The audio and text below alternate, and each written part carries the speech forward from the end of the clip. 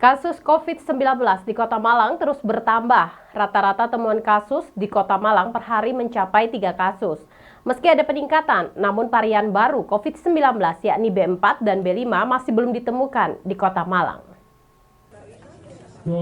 Hal ini disampaikan oleh Kepala Dinas Kesehatan Kota Malang, Dr. Husnul Muarif. Ia mengatakan bahwa kasus COVID-19 di Kota Malang ada penambahan.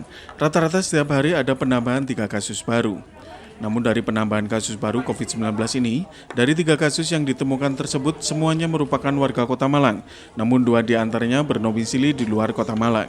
Temuan penambahan kasus COVID-19 ini juga berdasarkan hasil screening di rumah sakit maupun klinik, di mana dari semua yang terdeteksi 90% diantaranya hasil screening. Meski ada penambahan jumlah kasus COVID-19 di Kota Malang, namun sejauh ini belum ditemukan adanya varian baru COVID-19, yakni varian B4 dan B5. Meski belum ditemukan varian baru virus COVID-19 di Kota Malang, namun antisipasi terus dilakukan dengan gencar melakukan vaksinasi dosis ketiga dan tetap menerapkan protokol kesehatan. Varian baru virus COVID-19 B4 dan B5 dinilai tidak berbahaya atau masih di bawah virus Omikron, sehingga masyarakat yang terpapar varian COVID-19 kemungkinan kecil dirujuk ke rumah sakit. Ya, kalau penambahan kasus ada, tapi BA4, BA5 tidak terdeteksi. Sejauh ini kasus aktif terus penambahan per hari rata-rata berapa Pak dalam sepekan? Rata-rata satu hari, kalau di rata-rata ya 3. Tapi rata-rata juga 3 itu 2 diantaranya KTP Kota Malang tapi domisili di luar Kota Malang. Oh gitu. Dan sebagian besar 90% lah itu dari hasil screening. Ya, kalau kita tetap jadi karena hampir sama lah dengan Omikron ya, dan itu secara virulensinya malah lebih rendah dibandingkan Omikron ya. Simon Alfredo melaporkan. Dinas Pertanian dan Ketahanan Kota Malang telah mengajukan 2.800 vaksin PMK ke pemerintah Provinsi Jawa Timur. Saat ini Dinas Pertanian dan Ketahanan Pangan Kota Malang tengah menunggu kedatangan vaksin untuk melakukan vaksinasi terhadap hewan ternak milik petani. Sementara masyarakat yang akan menjual hewan kurban jelang Idul Adha wajib menunjukkan surat keterangan kesehatan hewan dari Dinas Pertanian. Sebanyak 280 dosis vaksin PMK telah diajukan oleh Dinas Pertanian dan Ketahanan Pangan Kota Malang ke pemerintah Provinsi Jawa Timur. Namun sejauh ini masih menunggu konfirmasi dari pemerintah Provinsi Jawa Timur. Rencananya apabila vaksin yang diajukan turun dari pemerintah Provinsi Jawa Timur, Dinas Pertanian akan melakukan vaksinasi terhadap ternak yang masuk prioritas atau ternak yang kondisinya sehat. Sementara terkait penjualan hewan kurban jelang Idul Adha, Dr. Hewan Anton mengatakan bahwa masyarakat yang akan menjual hewan kurban harus memiliki izin dari RT RW yang disahkan kelurahan, kemudian dibawa ke Dinas Pertanian. Pengajuan izin tersebut yakni berkaitan dengan surat keterangan kesehatan hewan atau SKKH. Hewan dari luar Malang yang akan masuk ke Kota Malang untuk dijual juga harus dilengkapi dengan SKKH dari daerah asal. Apabila tidak dilengkapi dengan SKKH, akan diminta untuk dilengkapi atau ditertibkan. Untuk itu masyarakat khususnya yang akan menjual hewan kurban jelang Idul Adha dihimbau segera mengurus SKKH. Sudah sehat, ya nanti kita vaksin yang sudah sehat. Jadi orientasi kita kepada ternak yang sehat dulu. Dan kurang lebih kita kemarin mengajukan sekitar 2.800 vaksin ke dosis ya ke provinsi, tetapi nanti ada prioritas-prioritas tertentu yang akan dilakukan oleh provinsi. Jadi kita menunggu konfirmasi lebih lanjut dari provinsi. 2.800 hewan ternak sapi ya, aja pada sapi. Jadi kita nanti kemarin beberapa penjual sudah kita beri sosialisasi. Jadi nanti mereka untuk tempat penjualan mereka harus izin RT RW disahkan oleh kelurahan, kemudian nanti dibawa ke tempat kami akan mengeluarkan surat keterangan tempat penjualan, yang mana salah satunya adalah dilengkapi dengan surat keterangan kesehatan hewan dari daerah asal, misal dari Ndampit, yang mereka nanti dari Kabupaten Malang itu mengeluarkan surat keterangan kesehatan hewan dari daerah asal. Sudah berapa titik Pak yang ini mau jualan? belum kita masuk semua. Belum masuk. Jadi mereka masih mengurus untuk kita masih beri informasi seperti itu. Jadi kalau tidak ada SKKH Pak? Ya kita anjurkan untuk mereka untuk mengurus, segera mengurus. Simon Alfredo melaporkan. Sementara itu, akibat penyebaran penyakit mulut kuku atau PMK yang masih berlangsung dan banyak hewan ternak terserang dan mengalami kematian berdampak pada turunnya harga jual ternak sapi. Akibat sulitnya penjualan dan turunnya minat pembeli akibat khawatir resiko kematian. Turunnya harga jual sapi ini karena masih berlangsungnya wabah PMK khususnya di wilayah Malang Raya. Berbagai upaya terus dilakukan pemerintah daerah untuk menangani penyakit mulut dan kuku atau PMK pada hewan ternak, sapi, dan kambing dengan melibatkan berbagai unsur terkait seperti TNI, Polri, Dinas Kesehatan, dan warga masyarakat khususnya peternak agar penanganan bisa lebih cepat dan tepat. Upaya yang dilakukan diantaranya mencegah kontak hewan ternak dengan sumber penyakit, meningkatkan kekebalan hewan ternak, menutup sementara pasar hewan, dan melakukan penyekatan di perbatasan untuk memantau arus lalu lintas hewan ternak serta edukasi kepada peternak dan melarang memasukkan sapi baru dari luar. Menjelang Idul Adha, para peternak biasanya sudah mulai ramai menjajakan ternak mereka di pasar hewan ataupun di pinggir jalan. Tetapi saat ini karena pasar hewan masih ditutup, maka penjualan menjadi menurun. Menurut salah seorang peternak di wilayah Tawangargo, Karangploso, Kabupaten Malang, para peternak saat ini mengalami resiko kematian hewan ternak dan turunnya harga jual terlebih ketika kondisi sapi sedang tidak sehat, maka biaya perawatan yang dikeluarkan pun meningkat. Di lokasi terlihat beberapa ternak sapi sedang dalam kondisi tidak sehat sehingga perawatan lebih ekstra, termasuk untuk makan dan jamu-jamu tradisional diberikan.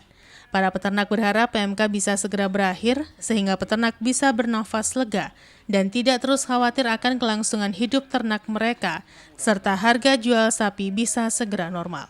Gimana Pak untuk kondisi sapi saat ini Pak? Ya, mendadak ini. Ya? Sorenya itu sudah saya compor mau, terus pagi terus nggak mau. Nggak apa-apa ya? Berarti itu ada indikasi ngiler terus nggak mau makan. Ya. Nah, terus akhirnya nggak tahu, nggak mau makan sampai 4 hari ya. Ini Tapi di kawasan sini banyak juga yang satu kandang semua. banyak yang mati. Ini semua. Banyak juga yang mati. Awalnya ini, Iya. yang awal ini, terus menular ini, terus bendera itu sampai 8 itu semua. Semua kenapa ya? Ya. Tapi nggak ya. Alhamdulillah nggak sampai mati ya sapinya. Ada yang di kandang situ mati satu Ya. kakinya itu lepas. Pak, ini kan harga juga sekarang harga jual kan juga Iya, kemarin itu Ya. kemarin sebelum sakit itu ini kan sudah 5 hari ini ya, Ya. 6 hari. Sebelumnya 2 harinya itu ini ditawar 50, 2 ini. 250. 2 ditawar 50. Ya. Saya kasih ke 60. Ya. Nah, terus Saat saya ini. kasih 60 itu. Terus akhirnya dinaiki 55. Saya enggak boleh. Yang saya harapkan ini saya tunggu ini Idul Adha. Idul Adha. Kan kemarin hanya tinggal 20 hari. Iya. Kalau sekarang kan 2 minggu. Iya. Terus akhirnya kalau keadaan gini ya gimana? Tapi harganya sudah jelas turun Pak ya? Iya, Turun banyak Pak ya? Turun kalau Sampai berapa ini Pak kalau keadaan sakit ini jual ya saat ini? ya harga daging dah enggak bisa. Berarti di bawah ya, di bawah Iya, bisa-bisa ya per ekornya 10 iya, sudah bagus 10 juga Pak ya. Pak, upaya-upaya dari peternak sendiri Pak untuk agar sapinya tetap sehat seperti apa mungkin? Saya usahakan itu, saya buatkan pon-pon kunir sama gula merah. Kan enggak makan 4 hari kasihan. Iya. Iwan Dikmawan melaporkan. Terima kasih Anda masih siap bersama kami dalam Info 7 Malang Raya. Akibat naiknya biaya operasional peternak berdampak pada ikut naiknya harga ayam potong di pasar. Harga ayam potong saat ini di kisaran Rp35.000 per kilogramnya naik pasca lebaran yang sempat turun di harga Rp27.000 per kilogramnya. Harga ini bisa kembali naik apabila permintaan jelang Idul Adha meningkat. Beginilah yang terlihat di Pasar Kota Batu, aktivitas para pedagang berjalan normal. Harga ayam potong mengalami kenaikan sejak beberapa waktu yang lalu, padahal permintaan relatif stabil, berbeda dengan pada saat jelang Idul Fitri. Naiknya harga ayam potong ini diduga berkaitan dengan semakin tingginya biaya operasional peternak selain bibit ayam, DOC, dan pakan, sehingga untuk menutupi biaya pengeluaran peternak, harga ayam mengalami kenaikan. Kenaikan harga ini karena naiknya pakan di mana pakan menjadi salah satu pengeluaran terbesar bagi para peternak, Sehingga ketika harga pakan naik, maka harga jual ayam potong di pasaran meningkat. Sementara itu menurut salah seorang pedagang di Pasar Batu menjelaskan, kenaikan harga ini biasa terjadi dan pembeli masih relatif stabil dan pasokan ayam ke pedagang juga lancar. Para pedagang tidak bisa berbuat banyak ketika harga ayam mengalami kenaikan di tingkat peternak ataupun penyalur, sehingga pedagang juga terpaksa mengikuti harga pasar dan berharap harga tidak mengalami kenaikan kembali yang bisa berdampak pada turunnya daya beli masyarakat atau pembeli. Kalau untuk pembeli masih stabil aja, masih biasa. Ya. Untuk harga gimana untuk harga sendiri? Harga ini untuk ayamnya ini ada kenaikan juga. Ya. Cuman Nggak signifikan ya? nggak signifikan karena juga untuk konsumen kan juga barusan aja. Iya, daya beli kan. Berapa sekarang Pak Haji per kilo? Untuk kisaran harga ya dari 34 35 itu 34 masih standar. Iya. Biasanya kalau deket-deket hari besar, Idul Adha 1 hari 2 hari, biasanya ada kenaikan Pak Haji? Mungkin ada kenaikan terkendala karena adanya itu virus yang di sapi itu apa? Jadi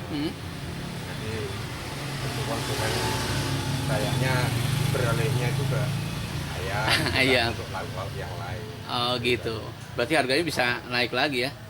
Insya Allah begitu. Sampai kalau tahu kenaikan, ya? itu bukan dari masalah konsumen itu karena Ya. untuk bahan pakannya itu Iya. yang luar biasa. Dari supplier sekali. yang sendiri ya. Untuk kenaikan harga pakan itu ya. Iwan Hikmawan melaporkan.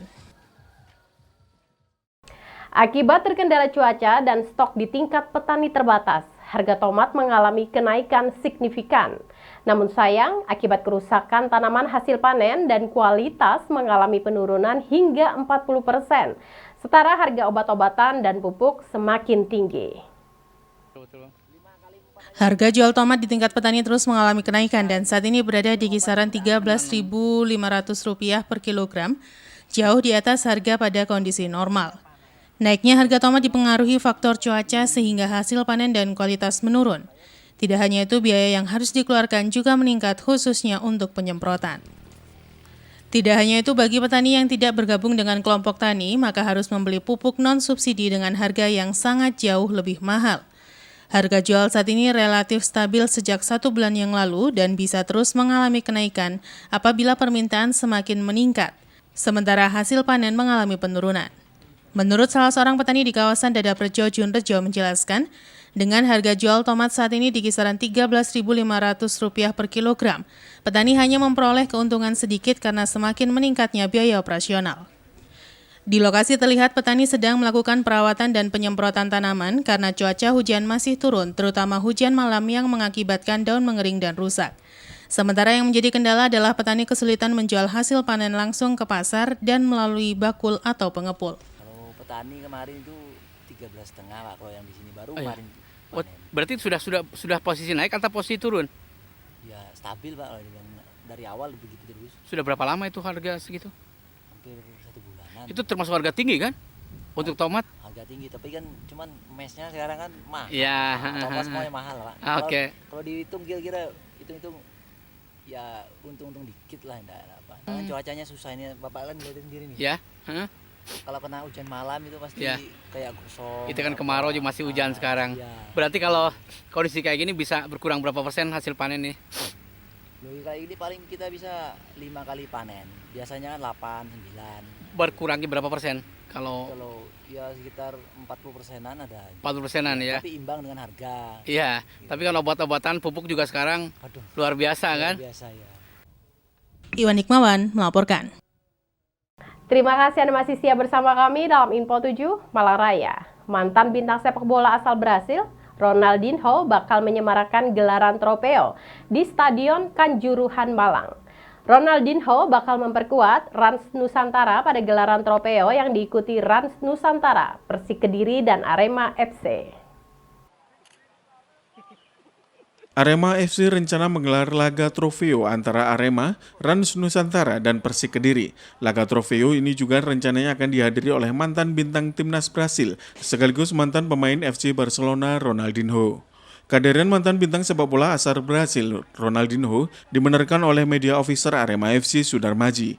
Saat ditemui di kantornya, Sudarmaji menyebut, dalam gelaran trofeo yang diikuti 3 tim, yakni Arema FC, Rans Nusantara, dan Persik Kediri di Stadion Kanjuruhan Malang, Minggu malam akan diperkuat oleh Ronaldinho yang membela Rans Nusantara. Kehadiran Ronaldinho ini akan menjadi kehormatan bagi tuan rumah Arema FC. Pasalnya, Aremania bisa menyaksikan secara langsung permainan mantan pemain timnas Brasil yang pernah memperkuat sejumlah klub Eropa di antaranya Barcelona dan AC Milan. Selain itu, kesempatan ini juga memberikan tantangan pada Aremania agar bisa menunjukkan kreativitas mereka dalam mendukung tim secara langsung di hadapan Ronaldinho. Trofeo ini akan menyuguhkan 3 pertandingan, di mana pada pertandingan pertama akan menyajikan Rans Nusantara melawan Persik Kediri, kemudian Persik kontra Arema FC, dan pada pertandingan ketiga Arema FC versus Rans Nusantara.